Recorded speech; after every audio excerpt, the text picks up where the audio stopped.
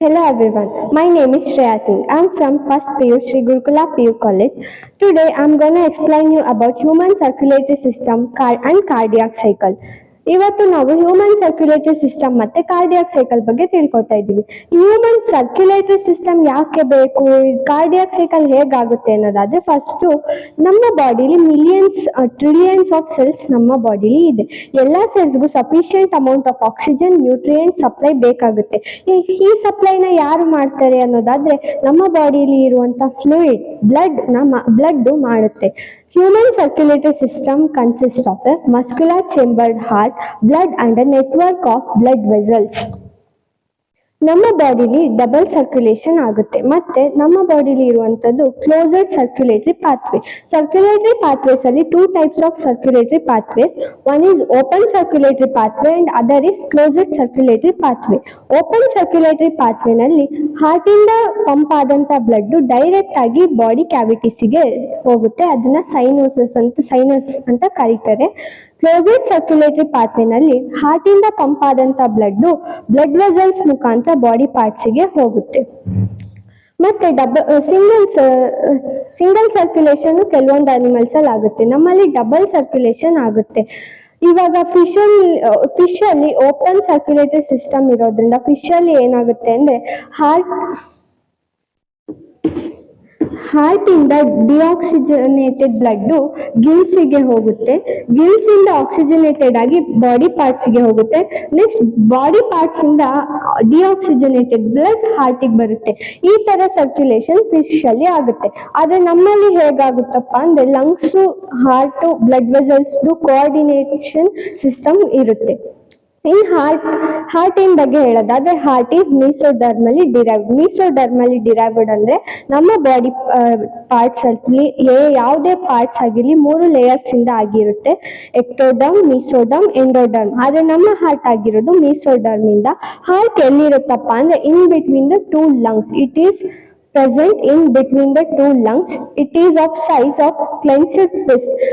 ಮತ್ತೆ heart it is not on the left side. It is present in between the lungs. It is slightly tilted towards the left side. ನಮ್ಮ heart ಅಲ್ಲಿ 4 chambers ಇರುತ್ತೆ. 2 atrium and 2 ventricles. ಇಲ್ಲಿ heart ಅಲ್ಲಿ ಒಂದು double membranous thick bag cover ಮಾಡಿರುತ್ತೆ. ಅದನ್ನ ನಾವು ಪೆರಿಕಾರ್ಡಿಯಂ ಅಂತ ಕರಿತೀವಿ.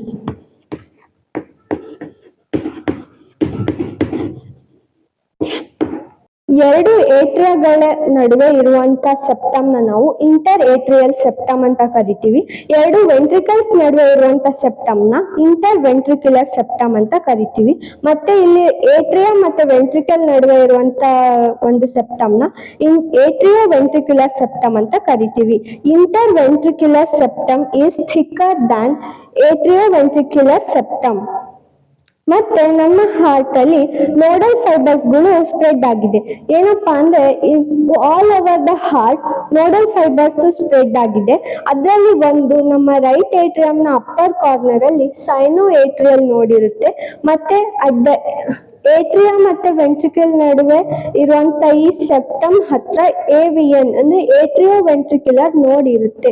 ಈ SAN ನಾವು ಪೇಸ್ ಮೇಕರ್ ಅಂತ ಕರಿತೀವಿ, ಆಟೋ ಎಕ್ಸೈಟಬಲ್ ಅಂತ ಕರಿತೀವಿ. ಯಾಕೆ ಇದನ್ನ ಆಟೋ ಎಕ್ಸೈಟಬಲ್ ಅಂತ ಕರೀತಾರೆ ಅಂದ್ರೆ without any external stimuli it generates action potentials. ಯಾವುದೇ ಒಂದು ಎಕ್ಸ್ಟರ್ನಲ್ ಸ್ಟಿಮ್ಯುಲೈನ ಹೆಲ್ಪ್ ಇಲ್ದಲೇನೆ ಇದು ಆಕ್ಷನ್ ಪೊಟೆನ್ಶಿಯಲ್ಸ್ ನ ಜನರೇಟ್ ಮಾಡುತ್ತೆ. ಆಕ್ಷನ್ ಪೊಟೆನ್ಶಿಯಲ್ ಜನರೇಟ್ ಮಾಡೋದ್ರಿಂದ ಏನಾಗುತ್ತೆ ಅಂದ್ರೆ it is responsible for the rhythmic contractile activity of the heart. ಅದಕ್ಕೆ ಇದನ್ನ ಆಟೋ ಎಕ್ಸೈಟಬಲ್ ಅಂತ ಕರೀತಾರೆ. ಮತ್ತೆ ಇದನ್ನ ಪೇಸ್ ಮೇಕರ್ ಅಂತ ಯಾಕೆ ಕರೀತಾರಪ್ಪ ಅಂದ್ರೆ ಇದು ನಂಬರ್ ಆಫ್ ಆಕ್ಷನ್ ಪೊಟೆನ್ಶಿಯಲ್ಸ್ ನ ಜನರೇಟ್ ಮಾಡುತ್ತೆ. 70 ಇಂದ 75 per minute ಇದು ಜನರೇಟ್ ಮಾಡುತ್ತೆ. ನಮ್ಮ ಹಾರ್ಟ್ 72 ಟೈಮ್ಸ್ ಬೀಟ್ ಮಾಡುತ್ತೆ. ಆವ್ರೇಜ್ 72 ಟೈಮ್ಸ್ ಬೀಟ್ ಮಾಡುತ್ತೆ. ಸೊ ಇದನ್ನ ಪೇಸ್ ಮೇಕರ್ ಅಂತ ಆಟೋ ಎಕ್ಸೈಟಬಲ್ ಅಂತ ಕರಿತೀವಿ. ಈಗ ಕಾರ್ಡಿಯಾಕ್ ಸೈಕಲ್ ಆಗೋದ್ರಿಂದ ಏನಾಗುತ್ತೆ, ಯಾಕೆ ಕಾರ್ಡಿಯಾಕ್ ಹೇಗಾಗುತ್ತೆ ಅನ್ನೋದಾದ್ರೆ ಇವಾಗ ಹಾರ್ಟಿಗೆ ಬಂದಂತ ಬ್ಲಡ್ ಸಪ್ಲೈ ಎಲ್ಲಾ ಬಾಡಿ ಪಾರ್ಟ್ಸ್ಗೂ ಸಪ್ಲೈ ಆಗ್ಬೇಕು ಅಂದ್ರೆ ಆಕ್ಷನ್ ಪೊಟೆನ್ಶಿಯಲ್ಸ್ ಜನರೇಟ್ ಆಗ್ಬೇಕು, ಮತ್ತೆ ಈ ಏಟ್ರಿಯಾ ವೆಂಟ್ರಿಕಲ್ಸ್ ಎಲ್ಲ ಕಾಂಟ್ರಾಕ್ಟ್ ರಿಲ್ಯಾಕ್ಸ್ ಆದ್ರೇನೆ ಬ್ಲಡ್ ಸಪ್ಲೈ ಆಗೋದು.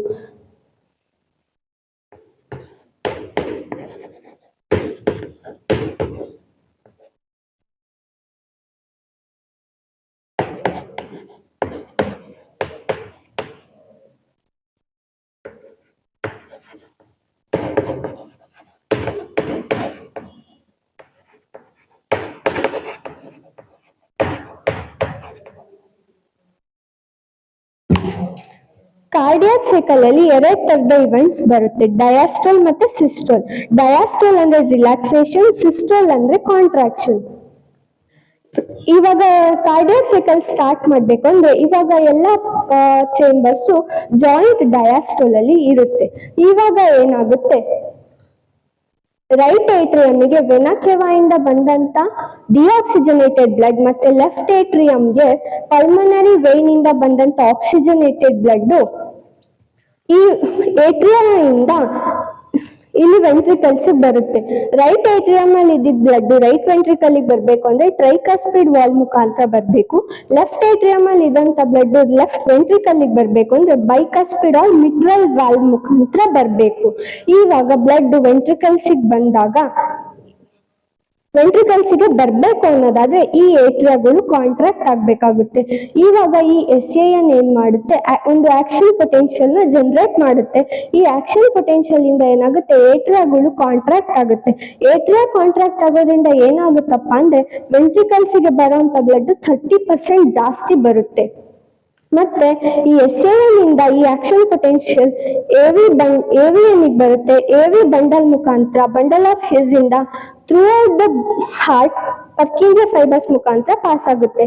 ಇವಾಗ ಏಟ್ರಿಯಾ ಕಾಂಟ್ರಾಕ್ಟ್ ಆಗೋದ್ರಿಂದ ವೆಂಟ್ರಿಕಲ್ಸ್ಗೆ ಬ್ಲಡ್ ಬರುತ್ತೆ. ನೆಕ್ಸ್ಟ್ ಏನಾಗುತ್ತಪ್ಪ ಅಂದ್ರೆ ಇವಾಗ ಈ ಏಟ್ರಿಯಾಗಳು ರಿಲ್ಯಾಕ್ಸ್ ಆಗುತ್ತೆ. ಏಟ್ರಿಯಾ ರಿಲ್ಯಾಕ್ಸ್ ಆಗಿ ವೆಂಟ್ರಿಕಲ್ಸ್ ಕಾಂಟ್ರಾಕ್ಟ್ ಆಗೋದಕ್ಕೆ ಸ್ಟಾರ್ಟ್ ಮಾಡುತ್ತೆ. ವೆಂಟ್ರಿಕಲ್ಸ್ ಕಾಂಟ್ರಾಕ್ಟ್ ಆದ್ರೆ ಈ ಟ್ರೈಕಸ್ಪಿಡ್ ಮತ್ತೆ ಬೈಕಸ್ಪಿಡ್ ವಾಲ್ಗಳು ಕ್ಲೋಸ್ ಆಗುತ್ತೆ.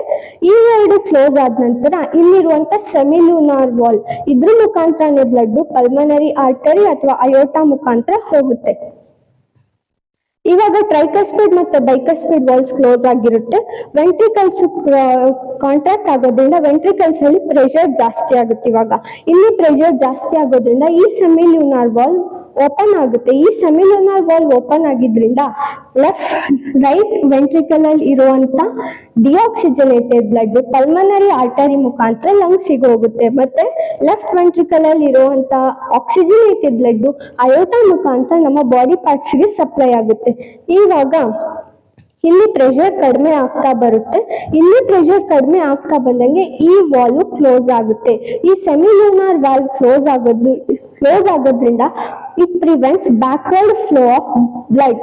ಮತ್ತೆ ಇದು ಕ್ಲೋಸ್ ಆದ್ಮೇಲೆ ಮತ್ತೆ ಇಲ್ಲಿ ಇರುವಂತ ಟ್ರೈಕಸ್ಪಿಡ್ ಮತ್ತೆ ಬೈಕಸ್ಪಿಡ್ ವಾಲ್ಸ್ ಇಲ್ಲಿ ಏಟ್ರಿಯಾದಲ್ಲಿ ಕ್ರಿಯೇಟ್ ಆದಂತ ಪ್ರೆಷರ್ ಇಂದ ಮತ್ತೆ ಓಪನ್ ಆಗುತ್ತೆ. ಸೊ ಇದೇ ಸೈಕಲ್ ರಿಪೀಟ್ ಆಗುತ್ತೆ. ಜಾಯಿಂಟ್ ಡಯಾಸ್ಟ್ರೋಲ್ ಸ್ಟೇಜ್ಗೆ ಬರುತ್ತೆ. ಜಾಯಿಂಟ್ ಡಯಾಸ್ಟ್ರೋಲ್ ಯಾವಾಗ ಅಂದ್ರೆ in between the end of the ventricular systole and the beginning of atrial systole ನಡುವೆ ಜಾಯಿಂಟ್ ಡಯಾಸ್ಟ್ರೋಲ್ ಫೇಸ್ ಬರುತ್ತೆ. ಸೊ ಇದೇ ಇವೆಂಟ್ ರಿಪೀಟ್ ಆಗೋದ್ರಿಂದ ಇದನ್ನ ಕಾರ್ಡಿಯಾಕ್ ಸೈಕಲ್ ಅಂತ ಕರೀತಾರೆ.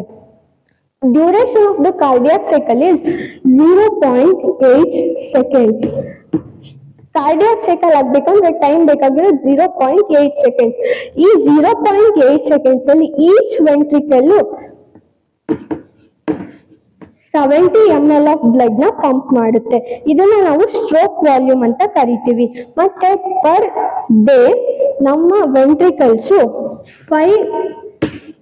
5000 ml or 5 litres of blood ನ ಪಂಪ್ ಮಾಡುತ್ತೆ. ಇದನ್ನ ನಾವು ಕಾರ್ಡಿಯಾಕ್ ಔಟ್ಪುಟ್ ಅಂತ ಕರಿತೀವಿ.